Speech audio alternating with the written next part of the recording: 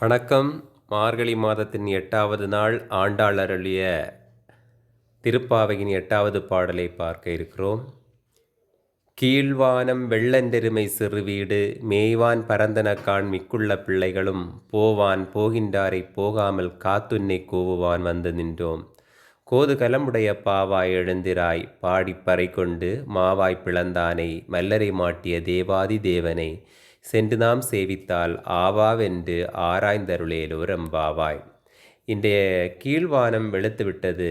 எருமைகளெல்லாம் பனிப்புல்லை மேய சென்று விட்டன. நோன்பு நீராட புறப்பட்டவர்களையும் உனக்காக நிறுத்தி வைத்து உன்னை அழைத்து செல்வதற்காக உன் வீட்டு வாசலில் வந்து நிற்கிறோம். குதூகலமானவளே, நீ எழுந்திரு. கண்ணனை பாடி நோன்பிற்கு வேண்டியவற்றை தருமாறு நாம் அனைவரும் வேண்டுவோம்.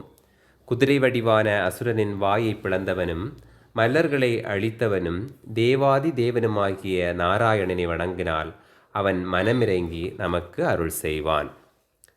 அடுத்ததாக மாணிக்கவாசகர் அருளிய திருவம்பாவையின் 8வது பாடல். கோழி சிலம்பச் சிலம்பும் குறுகெங்கும் ஏழில் இயம்ப இயம்பும் வெண் சங்கெங்கும் கேளில் பரஞ்சோதி கேளில் பரங்கருணை கேளில் வெளுப்பொருட்கள் பாடினோம் கேட்டிலையோ வாழி ஈதென்ன உறக்கமோ வாய் திறவாய் ஆழியான் அன்புடைமை ஆமாறும் இவ்வாறோ ஊழி முதல்வனாய் நின்ற ஒருவனை ஏழை பங்காளனையே பாடேலோரெம்பாவாய். கோழிகளும் மற்ற பறவைகளும் குரல் எழுப்புகின்றன. இசைக்கருவிகள் ஒலிக்கின்றன. வெண்சங்குகள் முழங்குகின்றன.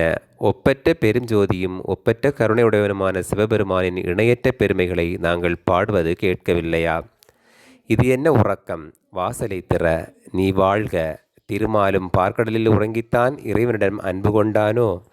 ஊழிக்காலத்திலும் அழிவென்றி நிற்கும் பரமசிவனை பாடுவோம் வா. நன்றி, வணக்கம்.